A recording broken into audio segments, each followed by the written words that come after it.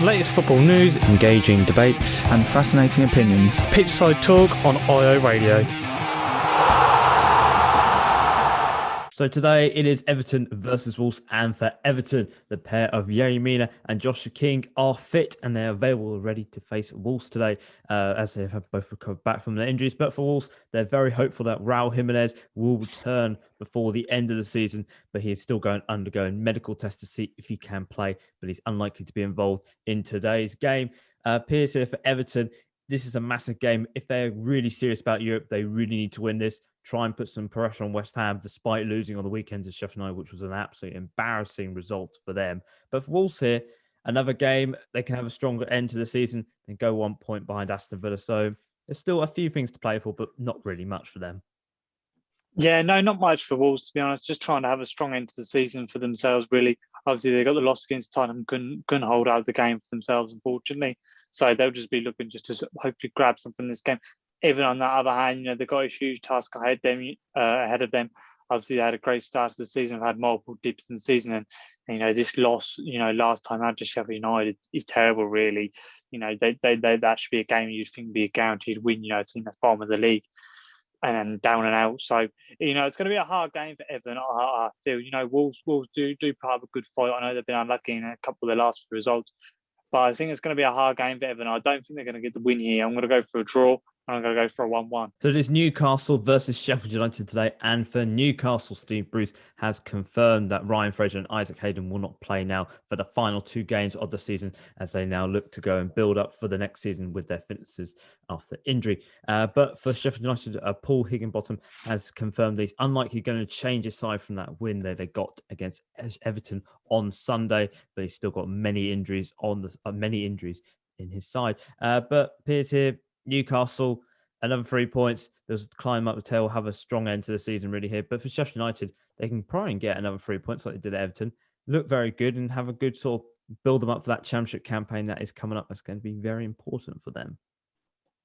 Yeah. I mean, it's obviously a game that neither team is probably too bothered about. Obviously, Newcastle, they got safety. That was the most important thing for them coming towards the end of the season. Obviously, very inconsistent form. A win here, 2 losses there, and then your win or draw. Sheffield United, obviously, that would have been a great result for them. Obviously, getting a win against Everton. Obviously, they're down and out and they're bottom of the table, but that's a good morale boost for themselves and help them to build onto their championship campaign. And you see this sometimes the team goes down when they've got nothing to play for.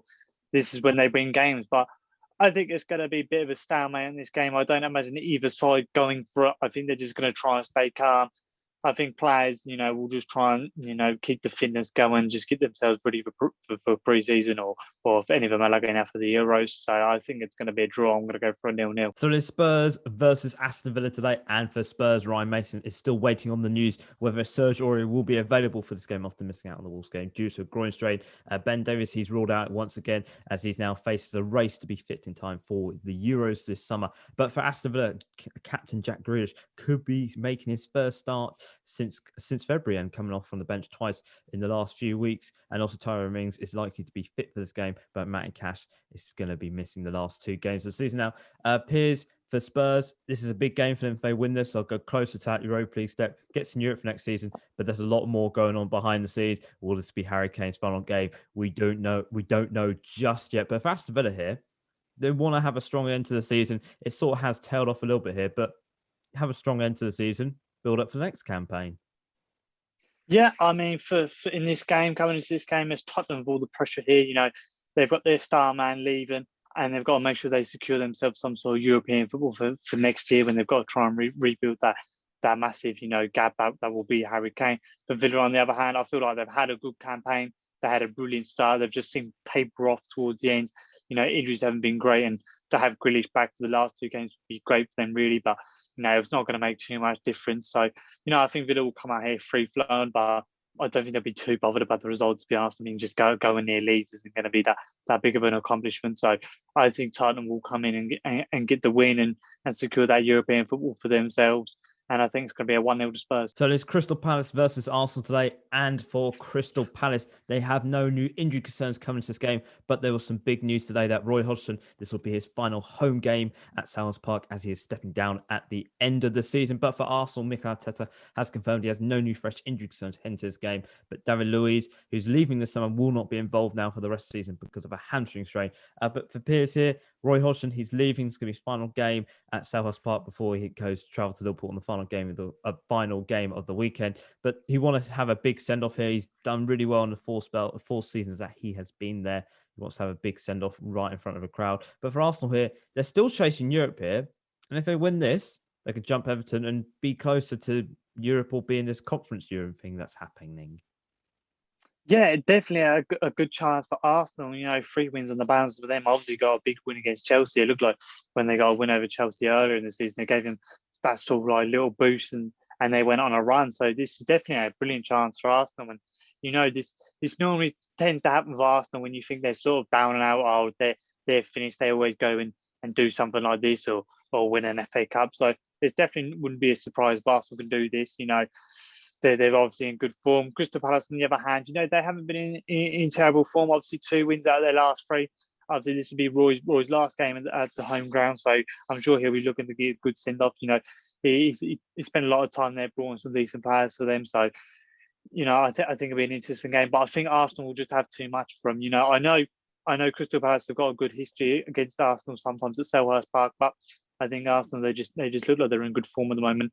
And I think they'll get the win. I'm going to go for a 2-1 to Arsenal. So there's Burnley versus Liverpool today. And for Burnley, Nick Pope could return back into net after missing the weekend defeat to Leeds because of a minor knee problem. But Roddy Brady still remains out for the Clarets. But for Liverpool, Alex Oxlade-Chamberlain has recovered back from his illness and James Milner will be assessed. Also, Jurgen Klopp confirmed today that Diego Jota has a slim chance of possibly playing in the final game of the season, but a very slim chance as he's out with a foot injury. But Piers here for Burnley. A win here, we'll see them climb back up to the table, have a strong end to the season. But for Liverpool here, this is a massive game for them. With Chelsea and Leicester playing each other, there's a very big chance here that they could be in the top 4 with 3 points there after this game. Yeah, definitely. I mean, it's a massive game for Liverpool. The way they've turned themselves around in the last few weeks has been great. I mean, they're in such good form. Even their goalkeepers are scoring at the moment. So, it's a brilliant chance for Liverpool to get themselves into the top 4. And I think for Jurgen Klopp, if he can manage to do that come the end of the season with the injuries he's had and the problems they've had, outside of football, I think it'll be a great achievement for them. I think if Burnley were in a relegation scrap, I think this would have been a lot harder game for Liverpool. They would have been fine for a lot. The only incentive I can see for Burnley is that they're just going to try and impress the new owners come the next season. That's the only thing I can see going for. But I think Liverpool will get the job done. To be honest, I think they'll do it and they'll put massive amount of pressure on Chelsea and Leicester coming into the final game of the season. So I'm going to go for a Liverpool win. I'm going to go for a 3-1. So today it is West Brom versus West Ham, the last game of the midweek fixtures. And for West Brom, they have no more injury concerns heading to this game, but only Ivanovic and Robert Snodgrass will miss out on this game due to a hamstring and a back injury, respectively. But for West Ham, on the other hand, David Moyes has said his side is okay, apart from Lanzini, who has a problem and will probably not feature in this game. Piers here for West Brom. They're relegated, but they're trying to finish on a high here, really. They were so close to getting a point away from Liverpool, even 3 points away from Liverpool. But Alisson with his header won the game, really, for Liverpool. But for West Ham here, David Moyes, they're expecting a massive test here, like they had last time out when they played West Brom at the London Stadium. But they need 3 points here to put them one step closer to that European football next season. Yeah, definitely. I don't think West Ham could go into this game thinking they're going to walk all over it. I think the Liverpool game with West Brom just shows that even though West Brom were down, then they're still not messing about. They're taking no prisoners. They're still going into games, getting a win. And, if they can get a chance to finish as high as possible in that bottom 3, I'm sure Big Sam will take it. He's trying to boost his portfolio alongside those players, trying to build their portfolio as they go into the championship. So I think it's definitely going to be a hard game, especially coming up against the West Ham side who aren't in great form. West Brom got every chance of getting everything, but I think the talent that West Brom have, I think they should be able to prevail in this game. The getting Europe is so close for them now to confirm that they can have European football for next season. Obviously, be a giant accomplishment for the club. They haven't had European football for a couple of years now. So I think West Ham should get the job done. I think it's going to be quite a hard game, to be honest. But I'm going to go for a 2-1 to West Ham.